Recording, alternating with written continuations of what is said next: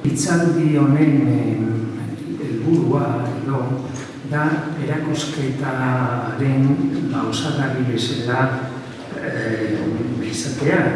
Eta lehenengo parte honetan, antxinaroko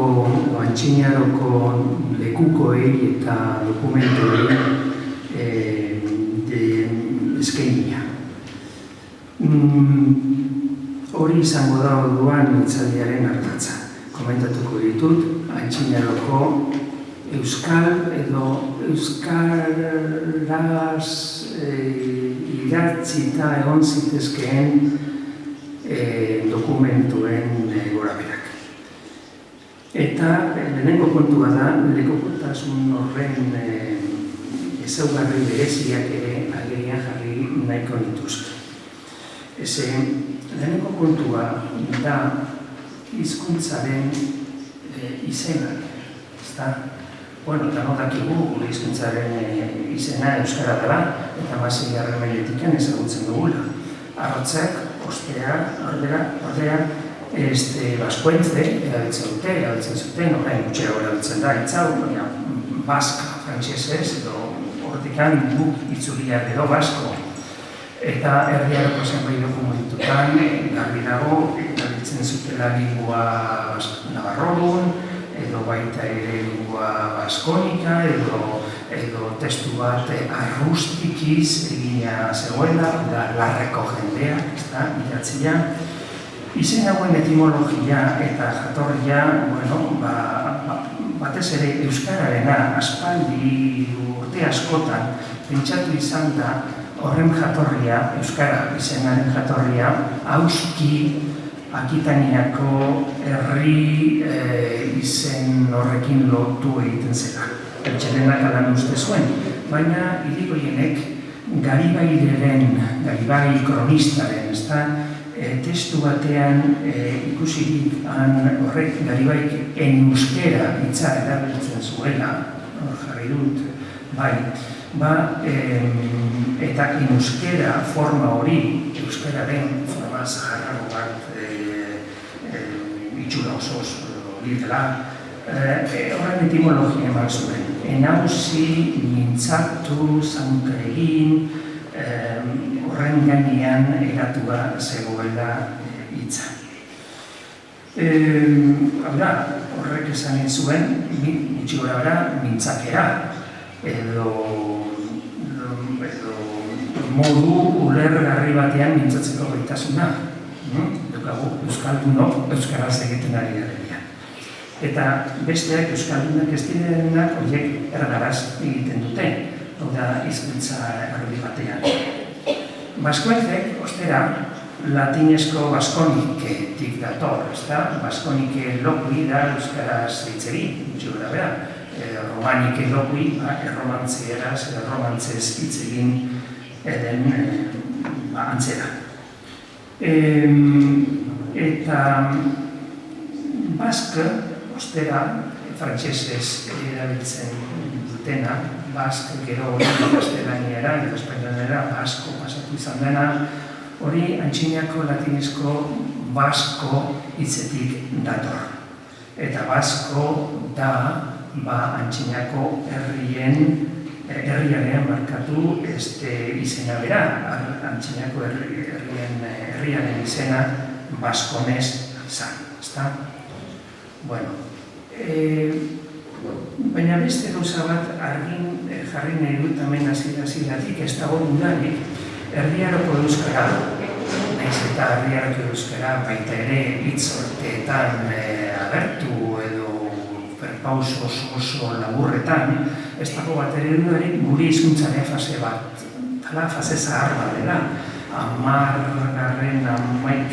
mendeko esku izkribuetako hitzak, esate baterako Prado del Luengoko larre ederra, edo Donemilego glosa, horiek ere inek ez ditu dudatan jartzen, horiek euskaraz idatzita dudenik.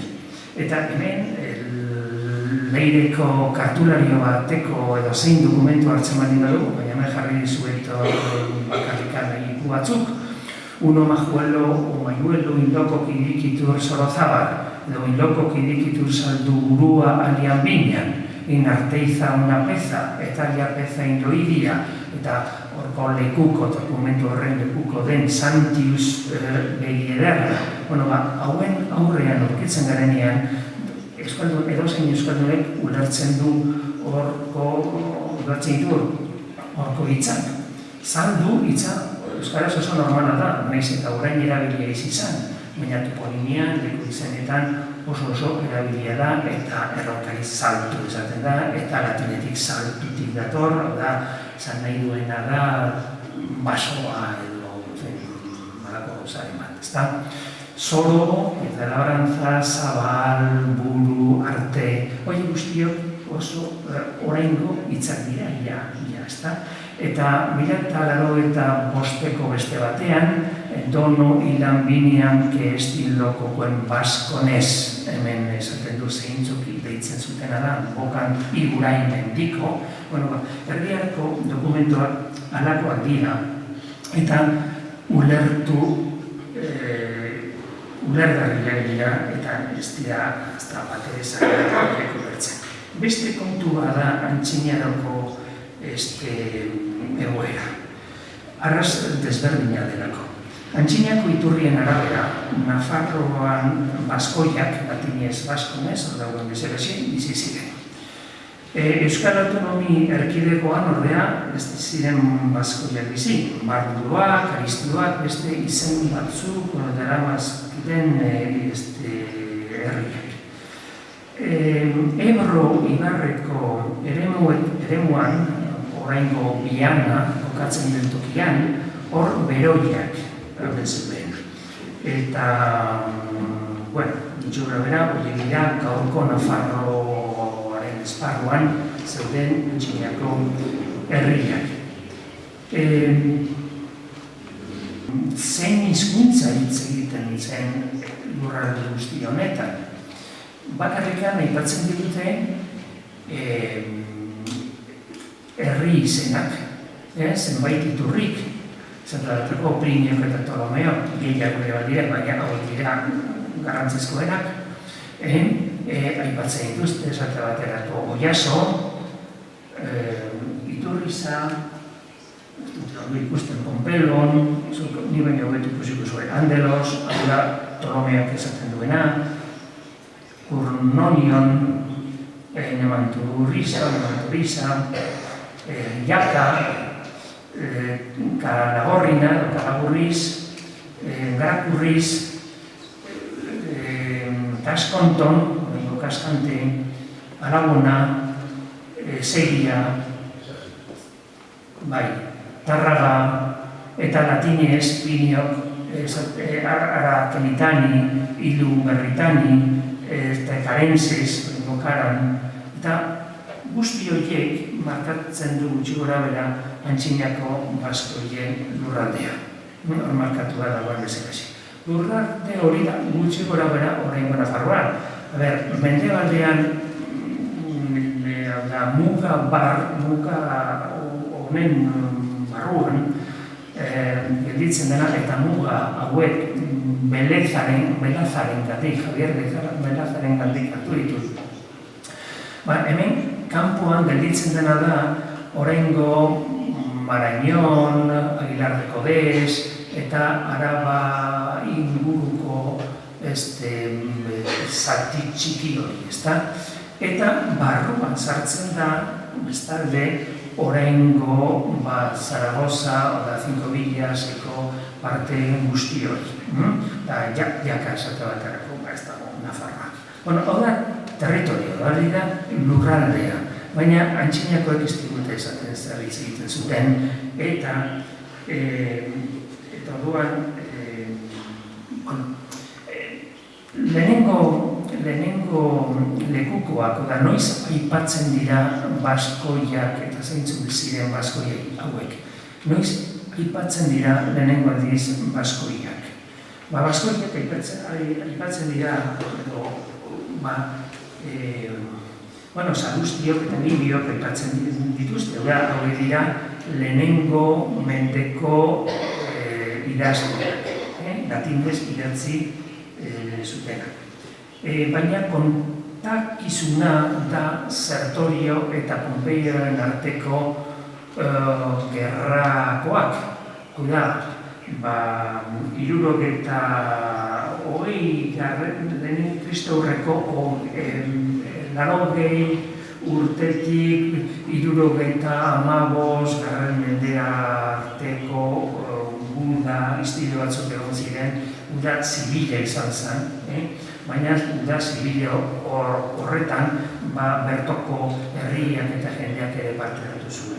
Orduan, kontatzen digu Salustiok, Sertorio toki batetik bestera zijoalarik, Kalahorratik Beroien territoriora, lurraldera, zijoalarik Baskoien lurraldetik pasatu zala.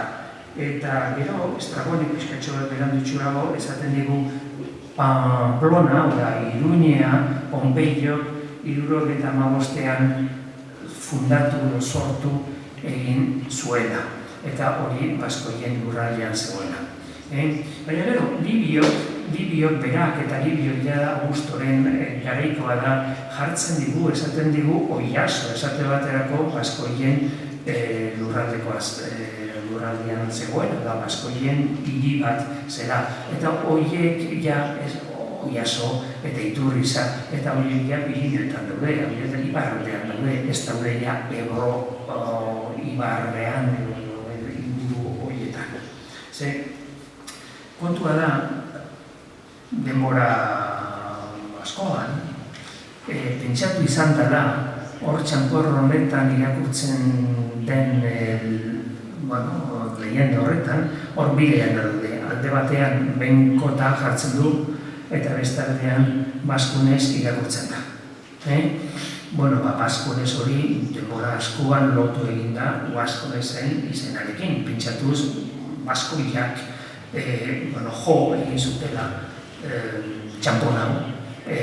Naiz eta zeka edo txampona jo egin zuten tokia ez ezaguna izan. Ez dakigu zehazki nun ekoiztu egiten zuten txampona.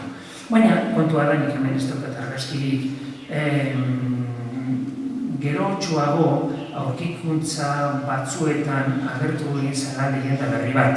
Eta lehenda horretan ez zuela Baskunez galtzen behizik, Baskunez erre bat tartean. Eta horrek ja lotura zeharo asko zaildu egin du edo ez dakit, baina zaildu egin du lotura hori. Gero etimologiaren aldetik, ez dakigu Baskunezek zer esan duen, ez dauka euskal itxura handirik honek. Gehiago azaleko egiturari edo begiratzen baldin badiogu, erretartzen baldin badiogu, gehiago lotzen da, ez dakit, Lugones, Betones eta alako herri izenekin, ez da. Hau da, Indo-Europar edo Zelta mundura eramaten gaituela gehiago euskal mundura baino. Gerta zitekena da, herria edo hiria, ez da, hiria, Ebro Ibarraldeko orkua izatea, eta gero izena gerotxoago, bizkatxoa berandutxoago, elurralde guztira edatu izana. Hori ere gertatu daiteke. Baina, en fin, garbi da, hori izan dela, lehen ikusi dugu, antxinatean Baskoien territorioa, ez da? Baina hori zabaldu egiten da, ja, antxinate berantiarrean, oda, 6. eta 7. mendean, eta bi tokitara zabaltzen da. Alde batetik mendebaldera, ze bisigodoen garaian, bisigodoen, ez dakit, Vitoria, ez da, Gasteiz, sortu egiten dutenean, eta Baskoien kontra egiten dutenean edo borrokan, ez da bakarrik Nafarroa, da Nafarroa eta oraingo Euskal Herri guztia. Eta hori alde batetik. Eta bestetik, iparraldera ere pasatzen dira. Frankoen kronikek oso garbi esate dute, batez ere Gregorio Turseko kronikek hori garbi esate dute, Baskoiak, lautada Gaskoinako lautada guztiak bere garatu egin zutela. Eta kontutan eko behar da, Gaskoina hitza Baskoniatik bertatik datorrela. Hori agan gertatu zan, 6. eta 7. mendean.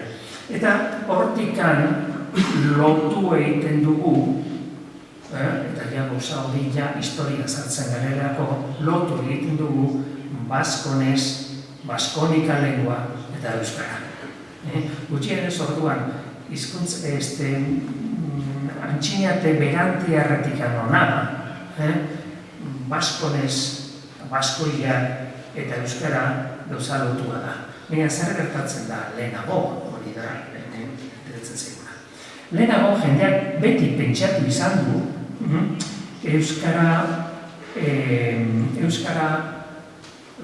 Hispaniako edo penintsulako hizkuntza orokorra zela. Hori da, urteetan eta mendeetan zehar jendeak pentsatu izan duen, euki izan duen iritsia. Gure garramentik eta gure erudito zarrak hori uste zuten. Eta ez bakarrikan gureak, eta Espainian ere jende askok hori uste zuten. Espainian eta kanpoan ere bai, Humboldt aipatzeko, Hübner epigrafista, ez du besterik aipatu beharrik, Schuhart hizkuntzalaria, hori guztiak uste zuten euskara antxiniatean, peninsula osoan ez pasan ere, peninsulako zati haundi-haundietan, iparralde guztian eta Mediterraneoko parte lurralde zabal handietan hitz egiten zara. Eta, 18. mendetik aurrera hasi zirenean iberierazko idazkera idatzita dauden testu asko agertzen, aurkikuntza bitartez, ez bakarrik txampoiak hauek bezala, horri ikustitu zuen hori bezalakoa, ez hori idatzita dago iberierazko idazkeran. Ezik eta testu gehiago. Orduan, normaltzat izan edukizuten iberiera eta euskara hizkuntza bera zela, edo gutxienez aireak zirela, familia berekoak zirela, batzuk uste zuten iberiera zela euskararen fase zaharra, zen hizkuntza diferente, baina familiakoak zirela. Hori zen jendeak uste zuena. Eta ez da urrutia joan behar horren indarra zein handia zen ikusteko, eta hemen bertan Iruñean dukazute horri Sarasate pasealekuan monumentu, furuei indako monumentu horretan, ez da? Hori 1903 egin zen, jendeak herritarreko ordaindu eta, zelan da, engamazadaren kontrako protestak egin ezta? Eta, zer esaten du, sartzen bali bagara gu udal etxearen web-orria, eta hor bat daude, monumentuen, hemen Iruñako monumentuen deskribapen txikitxo bat, eta esaten du. Monumentu horrek, bost grabaturik daude, brontzezko xafletan, Nafarroako askatasuna aipatzen dituzten inskripzioak. 3 erromantzez idatzitakoak. Laugarrena, euskaraz. Eta azkena, euskaraz ere, baina iberiarrak omen diren karakterei ulergaitzetan. Karaktereak horiek benetan, ez dira omen iberizkoak, iberizko karaktereak dira. Ondo erabiliak, edo gaizki erabiliak hori beste kontua da. Erabiliak daude orduko ezaguberaren arabera. Orduan, artean, idazkera ez zegoen dezifratuta ondo. Orduan, duen usten arabera idatzita dago hori. Baina, Bizkarrondo, gainera hemen Príncipe de Vian publikatu zuen artikulu batean, komentatu egiten du hau, eta itzulpen bat egiman, eta dana. Hor ikusten da nola hori irakurri daiteke nahiko garbi. Hor esaten du gu, euskaldunok, beste jaunestegu, jangoikoa baizik. Atzekoari ostatu ematen dugu, onirizkero. Baino ez dugu nahi, haien ustarria jasan. Aditu ezazue ondo, gure semeak. Bizkarrondok hor akatxe txiki batzuk egiten ditu, baina nahiko ondo azaltzen du guztia. Ematen du, ez dakigu zeinek egin zuen hau. Berak esaten du aita fitak egin zuela testua, eta nik untzatzen dut aita fitak egitekotan zer karaktere hauetan jarriko zuela, baina agian hemengo batek jarriko zion, emako zion euskarazko testu, ez da? Puntutxo bat, atzekoari, hori guzturatzen du, ondorengoari edo, ez da? Baina, azkuek eta zenbait lexikografo esaten dute atzeko horren esan nahi bat dela atzerriko. Nik uste dut talan ulertu behar dela hemen atzerrikoari. Hori zen kontua, baina, gero irakorriko dugu. Zer gertatu zen 1925 urtean. Gómez Morenok, Espainiako arkeologo oso famatu zena, idazkera hori dezifratu egin zuela. Dezifratu egin zuen urte horretan. Kontua da, gero Gerra Zibila etorri zara, izkiluak jogu zirela, lehenengotik Errepublika, gero Gerra Zibila, eta Gerra Zibila bukatu zen arte haren okikuntza ezala zabaldu eta ezala onartu izan jenden artean, erilituen eta jakituenen artean. Baina, orduan berak hartu zuen,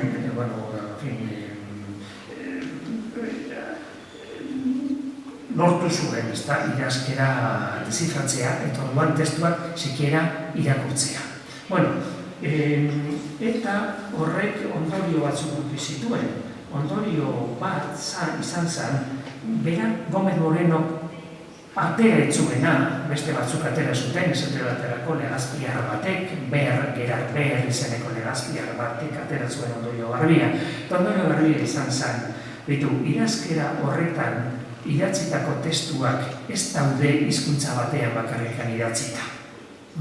Daude idatzita gutxienez bi hizkuntza arras diferentetan, arras besterako bata, Iberiera bera, egia da, eta ulertzen ezena, eta irakurri arren zidan testuak eta hitzak ulertzen edo testu horiei aztarn ateratzen, eta beste hizkuntza zeltiberiera zen, bataiatu izan zen, han agertzen ziren testuak lehenengo momentutik zelta hizkuntzekin lotuak izan ziren. Ez dira ere oso errazak ulertzeko, baina gramatikaren zenbait parte nahiko garbiak, ezagunak direnak, nahiko ondo ulertzen dira. Orduan, bi hizkuntza diferente dira. Eta ondorio izan zen, Iberiera euskara zaharra balitz, edo euskararen familiako abalitz, orduan zerbait ulertuko genuke, agian testuak ez dituzke itzuliko, ez da errapotala batean, baina jakingo genuke zer den hitza, zer den izena, zer den aditza, aditzaren zenbait morfemak agertuko lirateke, ez dakit. Gauza asko zeltiberarekin gertatu zen bezalaxi. Eta ez da hori gertatu.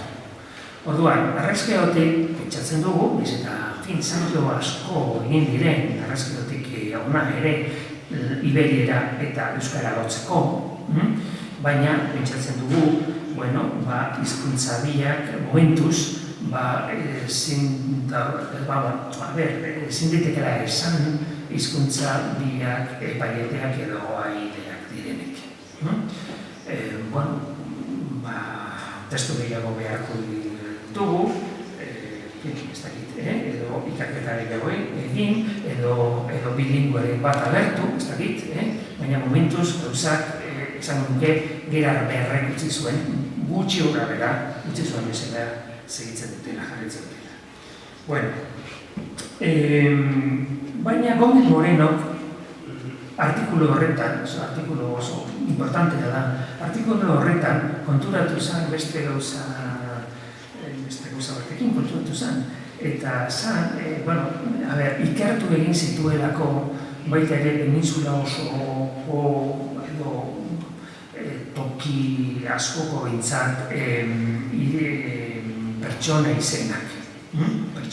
Pertsona izen horiek datoz, hemen esposizio honetan, erakusketa honetan ikusi dezakezuzten bezala, latinez idatzitako testuetan.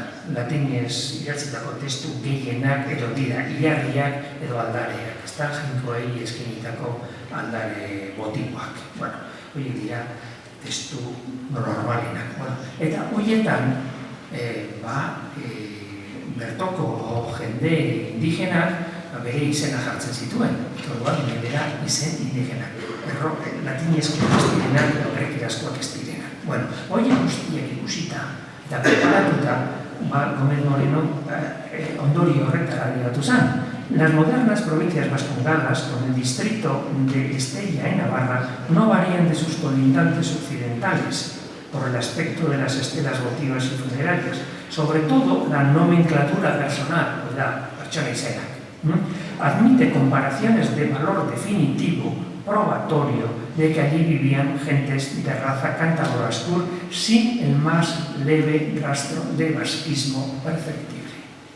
Es por consiguiente seguro que tan solo después de la época romana sobrevino un corrimiento de vascones hacia allá, como también para Gascuña, hechos documentados muy bien por las crónicas vascas y godas de los siglos VI y VII en Sanduran Meseraxe. Orduan, Gómez Moreno ikusi zuen Lizarra herrian, Lizarra aldeko partido horretan, Nafarroko alde horretan, eta batez ere Araba, Gipuzkoan eta Bizkaian oso iaia ez da botaturik, Araban bai. Araba eta Nafarroako mendebaldeko parte guzti hortan berak ez zuen aurkitzen hor euskal izenik, bitzik eta zeltak. Baina, pentsatu zuen orduan, gero euskaldundu egin zirela, da baskonizatu egin zirela, eta baskonizazio prozesu hori baskoien lurraldetik, baskoien lurraldean zeukala zorlekua. Gómez Morenorentzat, baskoien lurraldean euskaraz egiten zen. Baina, ez zegoen euskal hitzik, ez da beste tokietan ere, Nafarroa osoan ere, ez zegoen euskal hitzik. Zeudenak ziren iberierazko izenak, baina Gómez Morenorentzat iberiera eta euskara berdina zen, baina hori badakigu euskara eta iberiera ez dela berdina. Eta orduan kontradizio moduko bat zegoen. Kontradizio hori, hemen ikusten duzu esate baterako Marañongo hilarria. Hilarri horretan, agertzen diren izenak alakoak dira. Doitena, Anbati, Kelki. Izen horiek zaita izenak dira.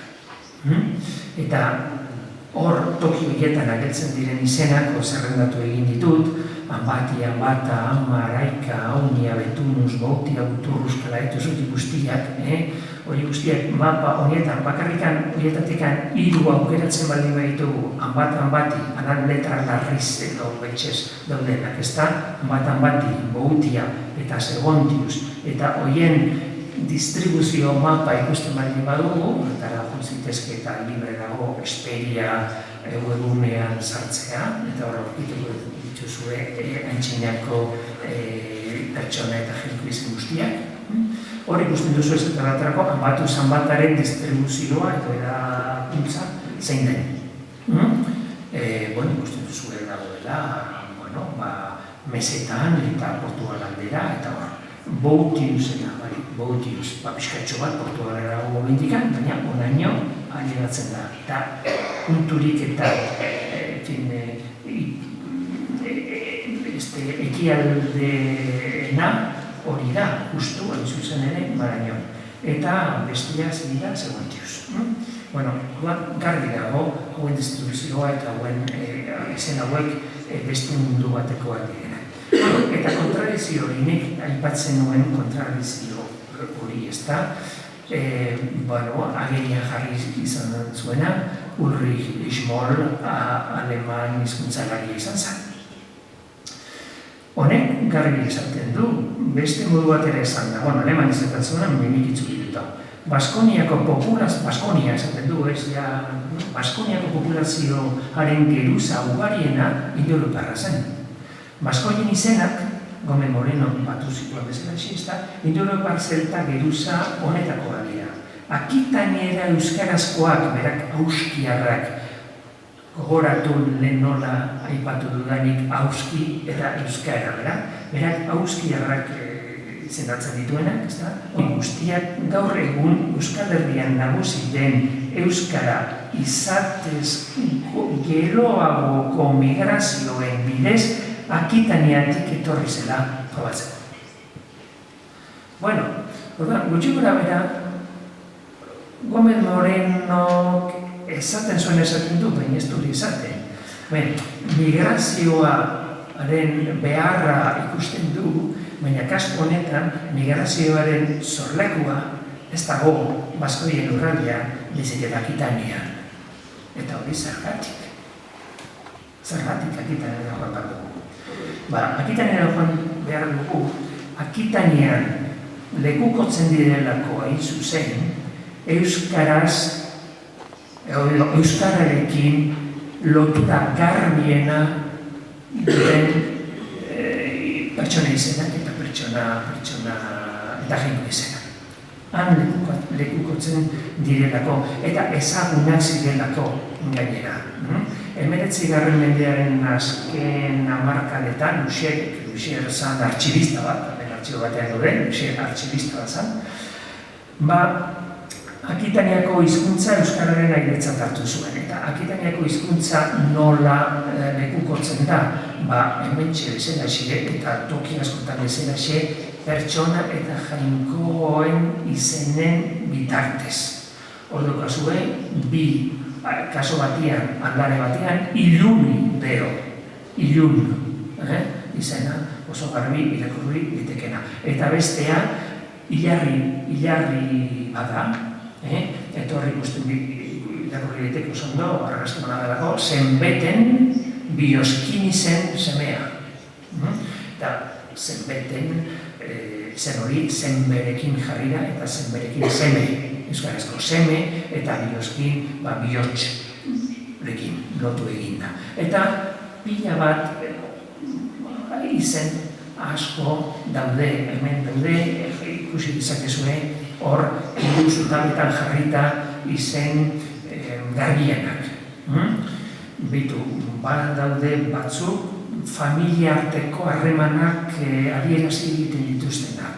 Zate bat aita, seme, neska, andre, gizon eta lakoak, ez da? Izen horiek guztiak gainera dute hori Karo Barojak oso argi jarri zuen bere garaian, Euskal Erdiaroko dokumentuetan Euskal ordaina dute, markatu erabilera, Erdiaroko erabilera, andere, anderetzu, eneko, anaie, zeina, semea, eskatu, horiek Erdiaroan erabiltzen diren izenak ere badira. Hor badago katemaia oso ona Erdiaroko pertsona izen horiek ematen dutena, antxinako izen horien eta oraingo euskararen artekoa. Akitanian garbi zegoen, baina hemen ja ez hain garbi. Ez hain garbi 1903 urtean Lergako hilarria agertu zen arte.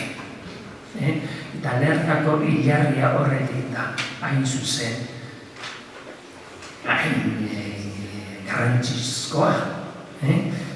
Orduan, ikusi izelako, nahiko garbi, hemen ere, Baskoien lurraldean, euskararekin lotu zitezkeen izenak ere dokumentatuta zeudela. Hor, jora gara, ezta? Hor, beharria, gero ikusi ondo. Testoak hau esaten du. Umezaharfi, kuriosidade badu. Eta da, kaja erdiaren puntutxo horiek, puntuak edo untzi horrian direnak, hojas de hiedra, ederae distinguentes, en fin, latinez esaten zana, horiek ez dituztela, puntu horiek ez dituztela hitzak bereizten, baizik eta silabak. Eta honek, pixka bat, kontua edo lana komplikatu egin digu, ze hitzak, hemen justu inskripzio honek daukan problematxo bada esan nahia ondo ulertzea. Oso ondo irakurtzen da, eta orduan ez dago bat ere problemarik hor ume jartzen duela ikusteko, eta zahar ere jartzen duela ikusteko, eta nanungesia, bizunari oso ondo irakurtzen da kontua. Problema da interpretatzea, zer esan nahi du testuak, latinez, ezta? Eta hor bi interpretazio daude, bata hasierakoa, hau publikatu zuenak, izakuratzen Hermann Pous, bat izan zen,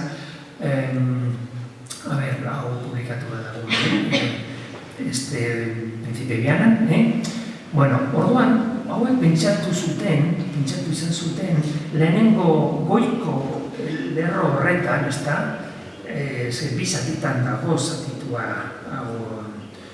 testua, eta lehenengo lerroan umezaharfi hori ulertu zuten hori bi pertsona izenak zitela. Eta orduan ulertu zuten ume zaharren semea. Ume zaharren semea. Bi pertsona, bat ume ditzen zena, bestea zahar. Eta ume zaharren semea. Eta gero beste izenak kontu. Eta orduan hauek ulertu zuten. Umeek ez da, zaharren semeak, narungesi abizunaren semeari, 25 urtekoari, inskripzioa bere kargura jarri zion. Baina, honek problema biditu. Bata.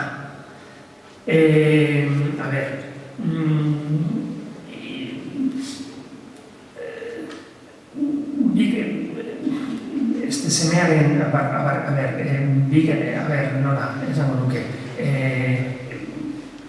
bigarren eta hirugarren lerroan agertzen diren pertsonak dute 4 silabako izen bat. Eta 4 silabako izen horiek zatitu egin daitezke bi elementutan. Narun, alde batetik, eta gezi bestetik. Eta zun, bestetik, ezta? Eta ume eta zahar bi pertsonen izenak izango balira, orduan hori logikaren kontra joango litzake. Eta importanteena, zahar aitaren izena balitz, ez dago genitiboan jarrita. Zu abizuna di dagoen bezala xe. Orduan, nire tarapena, aspaldi nuena, eta, askoena, dela hor 3 pertsona aurkitzea. Eta ulertze hau ume zaharrek narungesen semeak bizunari bere semeari 25 urtekoari jarri ziona. Hala gero ulertzen dut.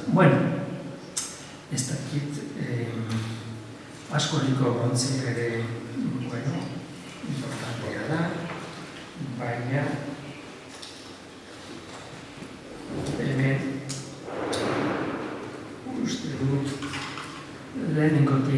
esplikatu egin behar dela,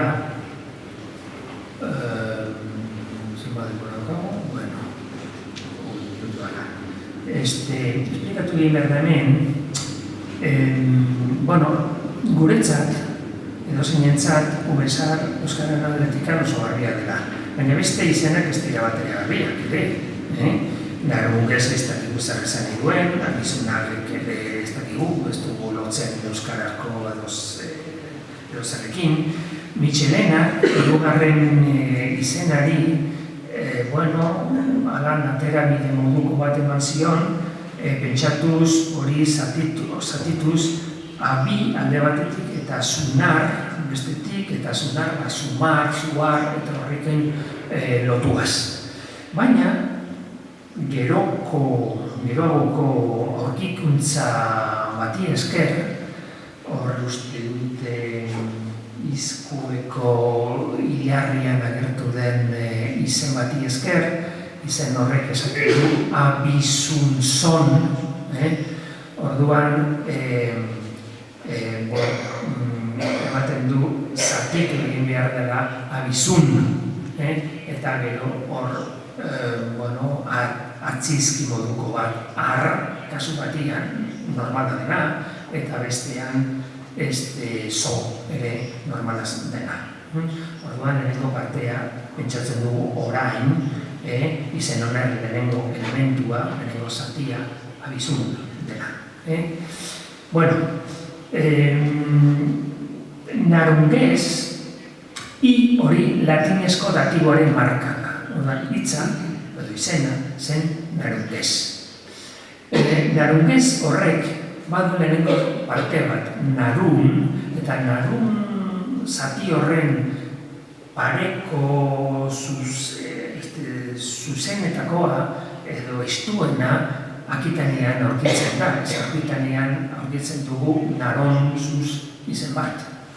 Horrek nahiz eta ez jakin momentuz Euskararekin nola lotzen dugun edo nola azaldu daiteken, ez da zentzuaren aldetik ari naiz, baina paraleloen aldetik honek daukan paraleloen zuzenena eta estuena eta urbilena Akitanean dago. Eta gero, gauza importantea da, kasu honetan, kasu hauetan, hitz hauetan, eta gero ikusiko ditugu bestetan ere, izen hauek erakusten duten grafia. Grafia da ahoskeraren edo hizkuntzaren soinuen isla. Grafia nolabait hizkuntzaren soinuak harriaren gainean, paperaren gainean edo jartzeko artifizioa edo modu bada. Orduan, erreparatzen baldin badiogu izen hauek erakusten duten grafiari, konturatuko gara grafia oso berezia dela. Eta grafia oso originalak direla, bereziak direla, beste aldameneko hizkuntzetatik oso ondo bereizi egiten dituena. Izen hauek. Horietatik esate baterako hemen ikusten dugu aspirazioa. Aspirazioa zen hizkuntzaren ezaugarri nabarienetako bat. Aspirazioa etzeukan iberoak. Etzeukan aspirazio hori galoak. Etzeukan zeltibererak ere. Inguruko hizkuntzetan ez zegoen aspirazio hori. Latinez ere ez, baina latinez bai erabiltzen zuten atxia aspirazioa markatzeko ez bere hizkuntzan erabiltzen zuten, erabiltzen ez zutena, baina bai erabili izan zutena, gero galdura zutaterako, baina gerrekeraz esaterako gerkerazko hitzak aspirazioa zuten, eta orduan hori markatzeko atxean normal erabiltzen zen, atxean erabiltzen zuten aspirazioa markatzeko. Eta beste, ikusiko ditugu beste gauza batzuk ere.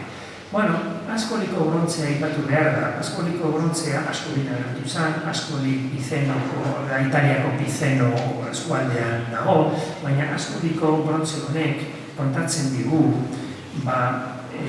Pompeio eta Onbeio eta bestakatu, onbeio ez. Italiako gerra zibilian, beste gerra batean,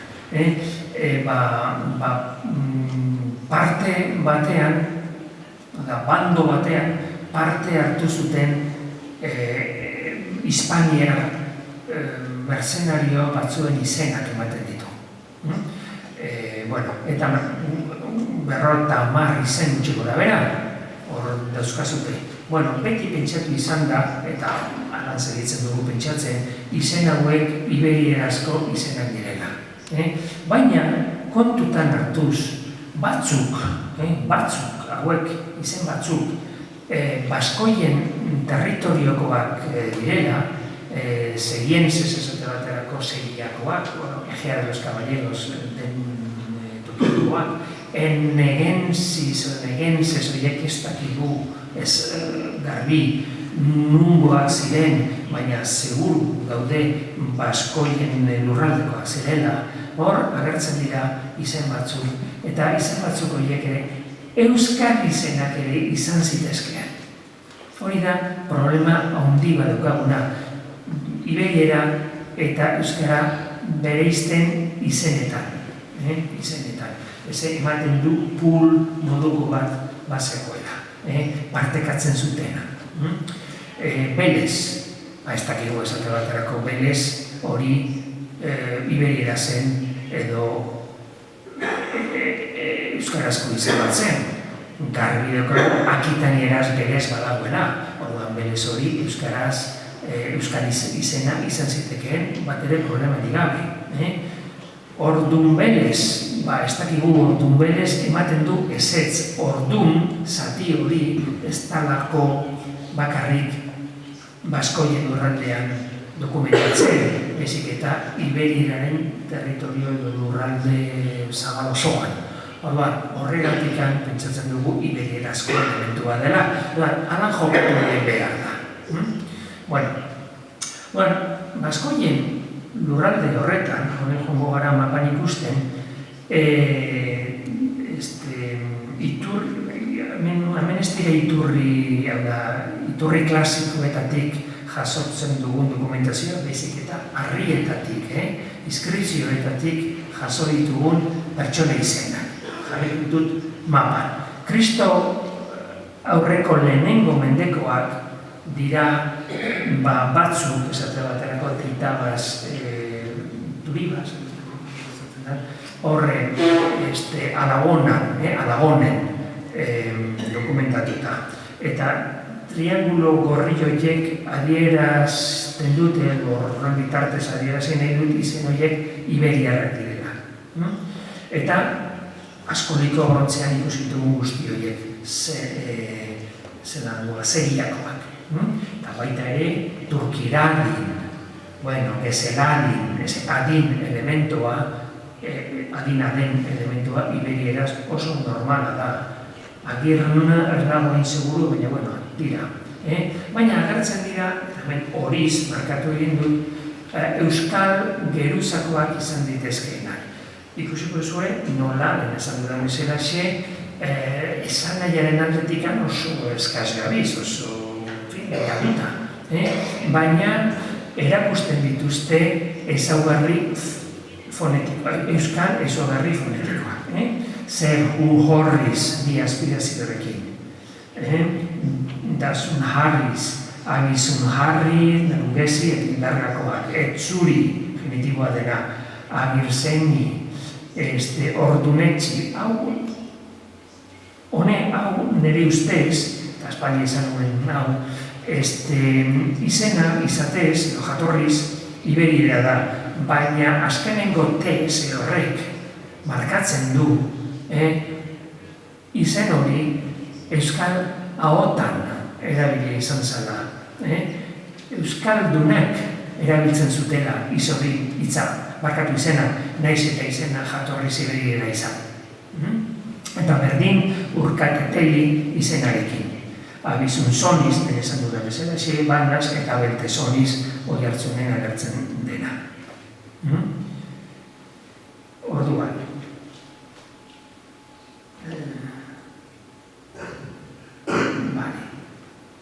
izenak horiek dira, pertsona izenak. Behago gaitu zen orain jainko izenak nahiko azkar komentatzea. Hor, gure erakusketan, Lergako hilarriaren ondoan aldare harria dugu eta San Martinsekoa da. Bueno, bi aldare dira, nahiko berdintxuak, bata Jupiterri eskainia dago, pertsona berberek eskaintzen dute Jupiterri aldare bat, eta bestea Lakubegi, hemen ikusten dugun Bertoko jainko bati. Bueno, Lakubegi zer da? Egia esan ez dakigu Lakubegi zer da. Hala bere gordintasunean ulertzen badugu, laku da eta begia da. Eta Lakubegi izan daiteke itxira edo laku baten begia, ura azaleratzen den tokia.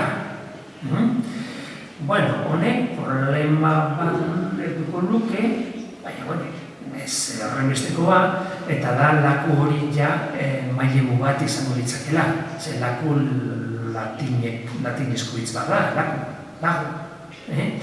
Baina, euskarak, desde luego, badakigu lehenengo momentutik, latinetik, hitz asko jaso zituela. Eta esate baterako orduan, hitz konposatu hibrido edo nahasi bat izan ziteken, laku begia. Beste batzuk pentsatu izan dute begi hori dela behi.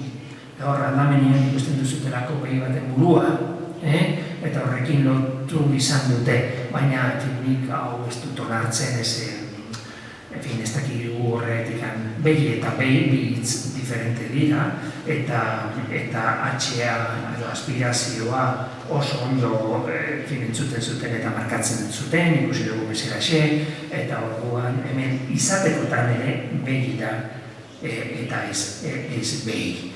Kontua da laku, baina ez begi, baina laku badu, elementu horrek badu iberieran ere bere paralelo asko, eta orduan, gauza beti bezala ez da kasu honetan hain garbia, baina euskal izena izan ditekeena bai.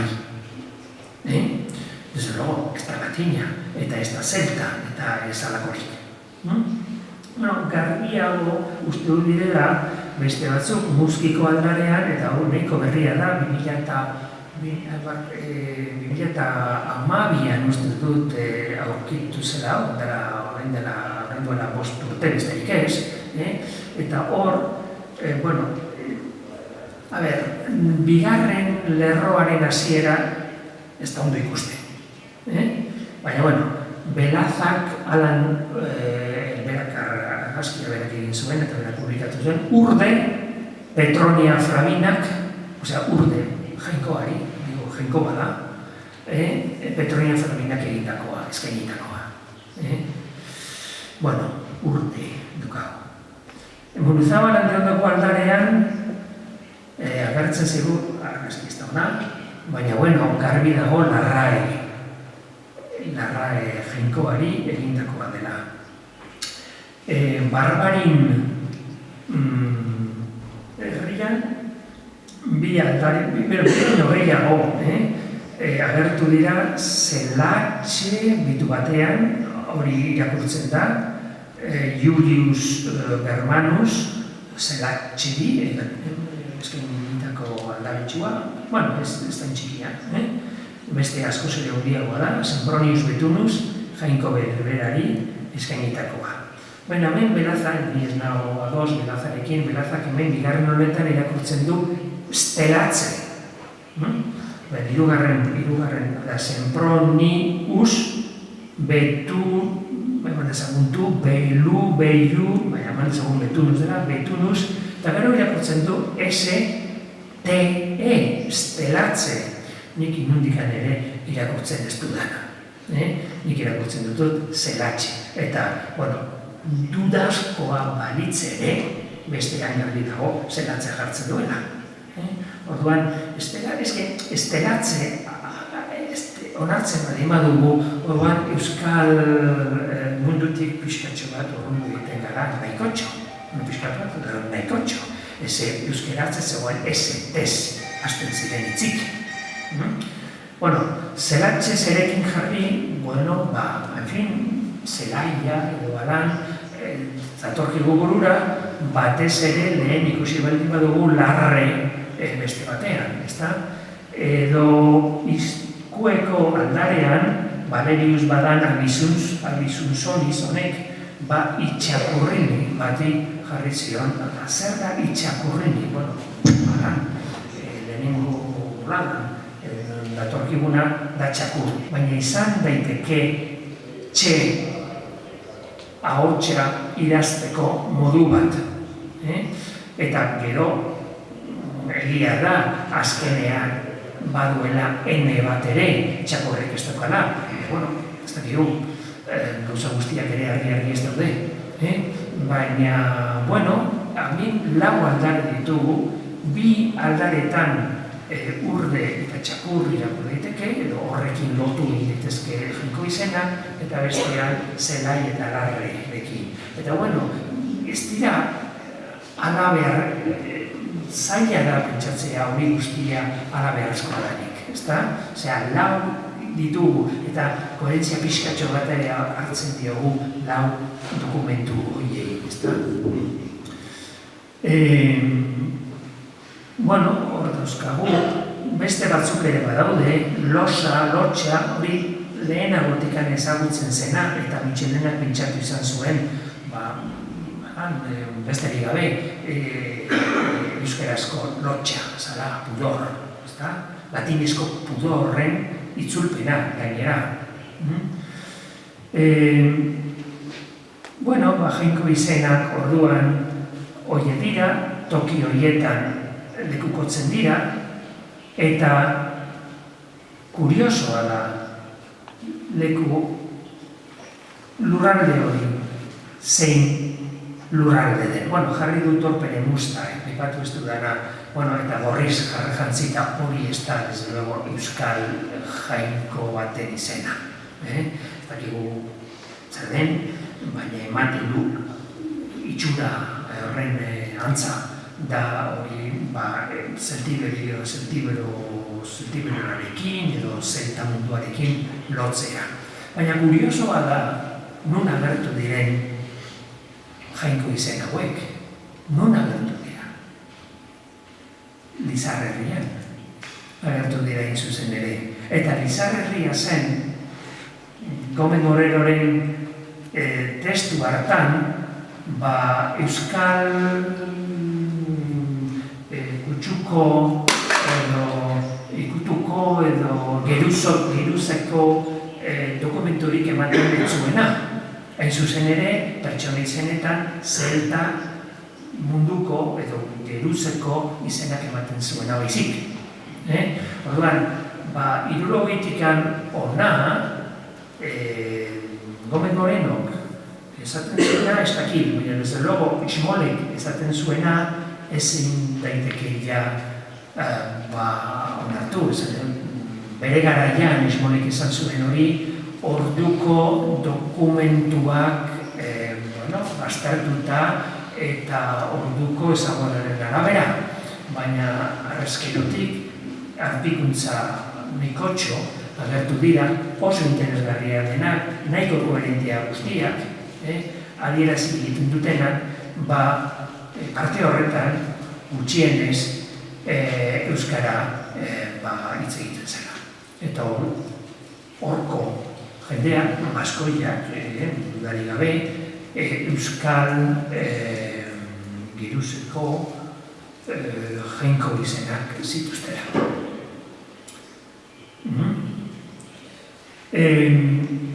Bueno, Muruzabal handiongo, eta horrekin gutxi gora beranik bukatuko nuke ja. Orain, ez dakit, 2 minututan edo 3 minututan esango nuke, hau pasatuko dut, hau da Muruzabal handiongo ermitxan, bazen izan itxatita dagoen jarri bat, hor agertzen da Urkateteli, Urkateteli izena. Urkateteli iberierazko izena da.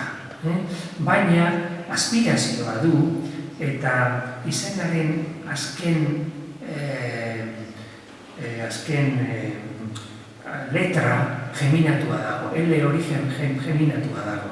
Eta hori bakarrikan esplikatzen da ondo, edo bentsat koherentzia handiarekin euskararen fonologiaren barruan. Orduko euskarak, orduko askoiak edo akitanierak, gero edo Mitxelenak berrereiki egin zuen proto-euskara bezalaxe, banaketa bat egiten zuen frikarietan eta sonanteetan, frikariak, txe, sonu hauek, banatu egiten dira, hasiera frikaria dira, baina hitz bukaeran edo morfema bukaeran eta dira afrikatuak. Hemen ikusi dugu zelatx, hor ikusi dugu banaketa, euskal banaketa garbia, hasiera mesera, baina hitz bukaeran TS. Hori da, hain zuzen ere. Ikusten duguna hemen, ez da S-erekin, bizik L-erekin. Hemen, azkenean, L-a geminatu egiten da. Eta ordunetxi, hau guezen dago, hori ikusten duzue bigarren lehenengo eta bigarren lerrotan, hori zatikatuta bietan, ordunetxi izena. Ordun alde batetik eta nes bestetik iberierazko elementuak dira. Baina ordunetx, TS horrek esan nahi du hor euskal ahots badagoela tartean sartuta. Eta bakarrikan aipatu egingo dut, ez honek eramango dituzke urrutira. Museoan, hemendik oso urbi, ez metro batzuetara besterik ez, Andeloko mosaikoaren zati hau dago, eta ikusi daiteke. Hor Maria Ángeles Mezquidizek induskatu egin zuenean hori, hor alan aurkitu zuen, hori dizitu jarria. Horren testua da Likine irakorri daiteke. Likine, Abulurraune, Ekien.